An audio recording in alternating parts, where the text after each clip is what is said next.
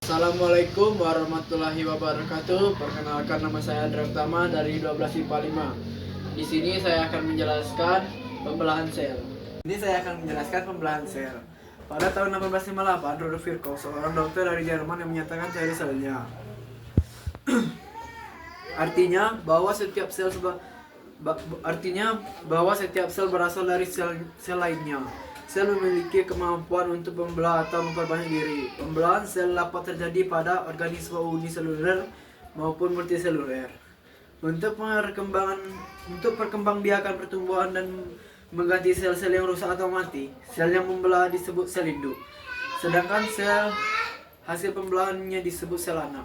Saat terjadi pembelahan, sel induk akan mewariskan sifat-sifat genetiknya pada sel anak. Cara pembelahan sel dapat dibedakan menjadi dua macam, yaitu pembelahan sel secara langsung atau amitosis dan pembelahan secara tidak langsung atau mitosis dan meiosis.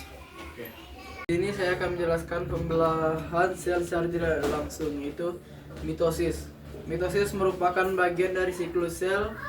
Siklus sel dapat dibagi menjadi dua tahapan, yaitu interfase dan fase mitotik atau M. Merupakan pembelahan inti sel atau nukleus melalui tahapan-tahapan yang berurutan dan teratur. Mitosis menghasilkan nukleus kepada kedua sel anakan dengan sifat genetik ekuivalen atau sama dengan menjelaskan interfase. Interfase merupakan fase persiapan yang paling lama dari keseluruhan siklus sel, yaitu kira-kira 90% dari siklus sel. Interfase merupakan fase antara fase mitotik yang ratu dengan fase mitotik berikutnya. Interfase bukanlah fase istirahat, tetapi fase ketika sel mengumpulkan energi untuk tumbuh, meyakinkan reduksi DNA, menghasilkan protein dan pembentukan organel sel dalam sitoplasma. Fase G1 atau GAP1 yaitu sel mengalami pertumbuhan sehingga tampak lebih besar. Fase ini berlangsung selama 6-12 jam. B. Fase S. Terjadi sintesis DNA dan DNA mengalami replikasi. Fase ini berlangsung selama 6-8 jam. Dan yang ketiga, fase G2 atau GAP2 atau Growth-2 pertumbuhan sekunder.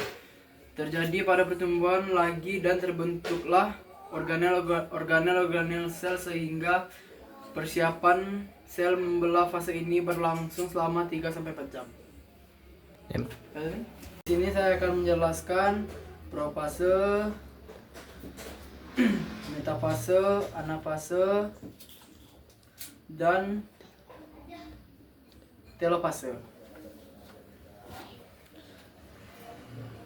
Profase berlangsung lebih lama dan membutuhkan energi lebih banyak dibandingkan dengan subfase lainnya. Pada profase terjadi peristiwa sebagai berikut.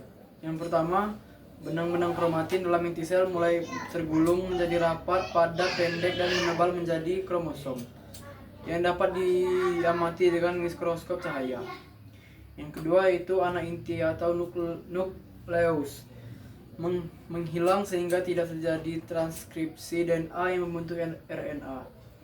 Yang ketiga, di dalam sitoplasma mulai terbentuk gelendong mitotik atau benang-benang spindle yang terbuat dari mikrotubula yang memancar dari kedua sisi sentrosom yang saling menjauh. Dan yang kedua yaitu metafase. Metafase berlangsung paling cepat. Pertama, kromosom bergerak dan belajar di tengah sel yang disebut bidang ekuatorial dan lempeng metafase atau bidang koil yang membagi sel dengan jarak yang sama. Yang kedua, sentromer. Dari seluruh kromosom membuat formasi satu baris, kinektor dan kromatit saudara melekat pada mikrotubula yang berasal dari arah kutub yang berlawanan. Yang ketiga, anafase. Pada anafase, pasangan sentromer dari setiap kromosom berpisah sehingga kromatit saudara yang semula menyatu akhirnya terpisah dan terbentuk kromosom yang lengkap. Yang kedua, masing-masing kromatit bergerak menuju ke arah kutub yang berlawanan pada saat mikrotubula kinektor membentuk. Yang ketiga, mikrotubula non-kinektor terus memanjang sehingga kutub sel berpindah lebih jauh. Yang keempat, pada akhir anafase, kedua kutub sel memiliki koleksi kromosom yang ekuivalen dan lengkap atau 2N. Dan yang terakhir, telopase. Telopase yang pertama, mikrotubula non-kinektor memanjang lagi sehingga sel semakin panjang. Yang kedua, terbentuk nukleus atau anak inti kepada kedua kutub sel. Yang ketiga, kromosom di kedua kutub mulai membuka kumparannya dan berubah kembali menjadi benang-benang kromatin yang longgar. Yang keempat, gelendong berdegenerasi. Membran ini terbentuk kembali dan terbentuk dari fragmen membran inti, sel induk dan bagian lain sistem endomembran. Yang kelima, tahap akhir telopase ini segera diikuti dengan sitokinesis atau pembelahan sitoplasma. Terakhir yaitu sitokinesis. Pada fase sitokinesis terjadi hal-hal sebagai berikut. Yang pertama, pemberitahuan sitoplasma dengan pembentukan sekat yang memisahkan kedua bagian sel sehingga terbentuk dua sel anak. Yang kedua, pada sel hewan sintesis diawali dengan pembentukan di bidang ektorial atau di tengah-tengah sel. Yang ketiga, berbeda dengan sel hewan, sel tumbuhan yang berbanding sel saat sitokinesis tidak membentuk pembelahan. Itu presentasi dari saya.